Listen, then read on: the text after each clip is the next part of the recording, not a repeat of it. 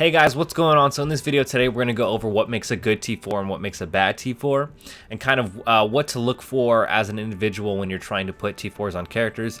I know some people rely on content creators to basically tell them what T4s to put on, which is fine. I think you're all right in doing that just because, you know, those people invest a lot in the characters that come out, and so they won't steer you wrong for the most part. But if you're wanting to know where to take, you know, your roster and be like, well, I don't know if I should invest this or invest it or not invest it, hopefully this guide will help you out.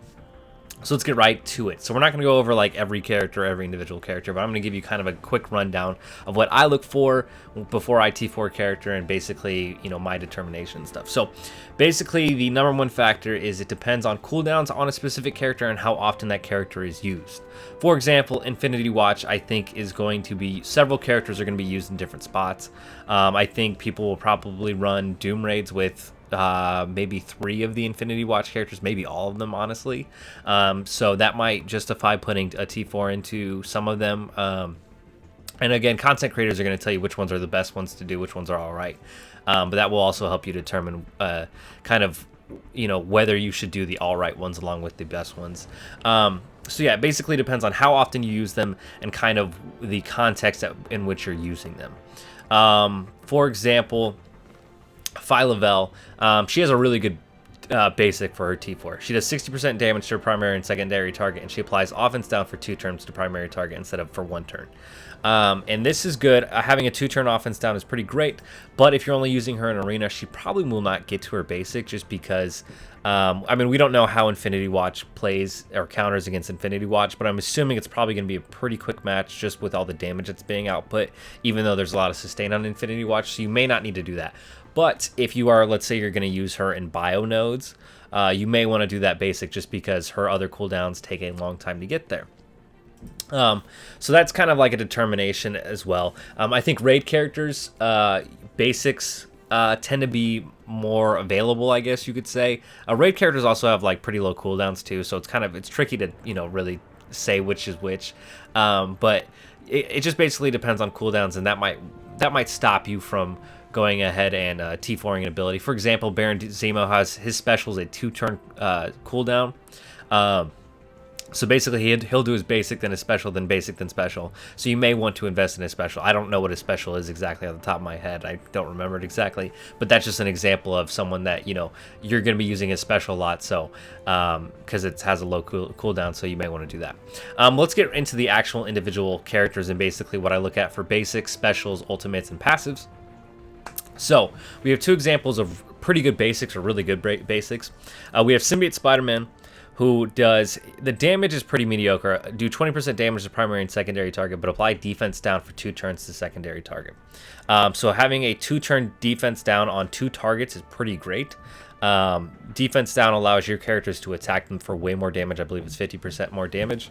Now, typically what I like in a T4 is probably about 50% damage, and then like a 2-turn cooldown or something that or not a 2-turn cooldown, but a 2-turn effect that the opposing character has to go through. For example, we also have Adam Warlock with his, so his is about 60% damage to primary target, which I like, and then it applies 2 bleeds for 2 turns. So 2 bleeds for 2 turns is a lot of damage that builds up over time, and you're probably going to be doing his basic a lot anyway, so that's kind of what I look for. So I look for damage along with an effect that's a 2-turn effect or something along those lines. So that basically does it for basics. That's what I have saved right now. I'm trying to think of any off the top of my head. Silver Surfer, I think actually Black Bolt's, I think his removes 2 buffs on his basic or something. So it's kind of stuff along those lines. So let's go to special and ultimates, and special and ultimates vary pretty greatly. So let's go over specials first. So what I like to see in a special, for example, a good special is Beast, because his special does 50% extra damage to all enemies, and then it clears 2 negative effects from self and all astonishing X-Men allies, which is really great in raids. It's a 3-turn cooldown, so it's going to be going off a lot. So you kind of want something that will either do like a special that does a ton of damage to a lot of people, or like maybe 150% damage to a singular target, or it gets rid of buffs. For example, we also have Emma with her special, which will clear all negative effects from self and all allies. It doesn't even matter what team she's on. So, and she's kind of a standout character, so of course she does that. But she's also going to apply immunity to self and all mutant villain allies as well. So it's just kind of like, you know, it clears debuffs and does something along with it. For example, Squirrel Girl, her special clears all debuffs on Young Avengers, I believe, if I'm remembering that correctly off the top of my head. So yeah, with specials, it's the same thing with ultimates as well. You want damage or a really like game altering effect or something that can happen. So speaking of ultimates, I wanted to go over Emma's ultimate as well. A lot of people probably already have these on there anyways, but if you T4 her ultimate, it's going to clear all positive effects it's going to clear all positive effects on enemies, and then she's going to mind control 2 enemies or ally characters, and they're going to get 15% damage for controlled characters. So that's going to get rid of all of the positive buffs on the opposing team, which is pretty fantastic. And then I also like Phyla as well, because hers is more of a damage-based one and then applying an effect. So it does 150% damage to the primary target. So she's going to attack a primary target for 600% damage.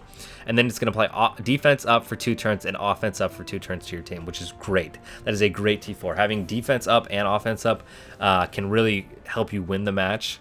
And so, yeah, like I said, with T4's now about, you kind of want a little bit average damage or above average damage and an effect that will greatly, change the match, I guess you could say. All right, so finally, let's go over passive. Since we have Phyla up, I want to go over her passive. So her passive, typically with passives, I have a 20% rule. So I like to see 20% damage or health or something along the lines in that.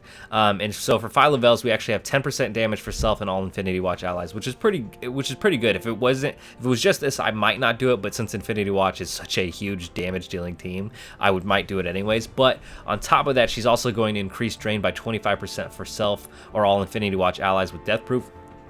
So whenever an Infinity Watch ally drops below 50% health, she's going to apply death proof, 2 death proofs to that character. So when that character has death proof, when they attack, they're going to get 50% of their health bar back, which is great.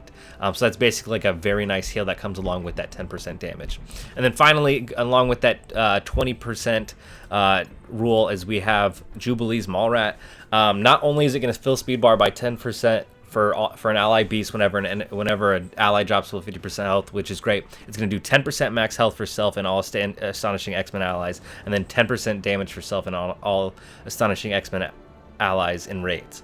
So there's our 20% rule. I would like that damage outside of raids, but even the 10% max health outside and the filling the speed bar for beasts is pretty great. And then the 10% damage in raids is also great. You're going to be using her a lot in raids anyway. So yeah, it just basically goes back to who are you using often, how often are you using them, what game modes are you using them for. I want to go over another passive though, because there is kind of a counterpoint to the 20%. The 20%, if you see 20% focus or it totals up to 20% focus or resistance, then that's not my favorite. Focus and resistance is good.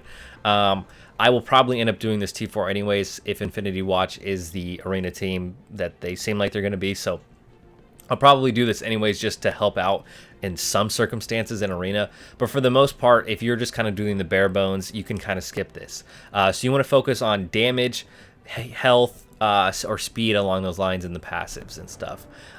Basically it's going to help your team do more damage or last longer.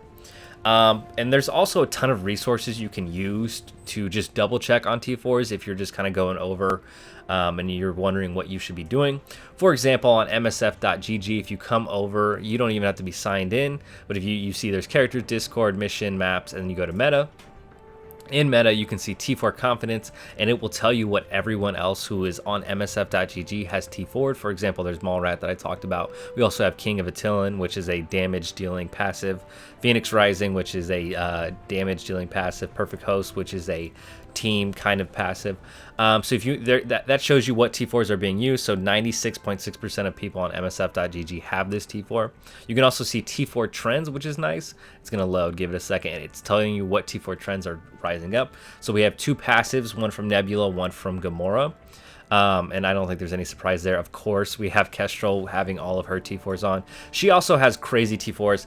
So I probably didn't mention some of these characters. There's some characters that just have outright bonkers T4s, and you kind of need to go for them. And then there's some T4s that kind of make or break the team. For example, Longshot and Shatterstor's passives.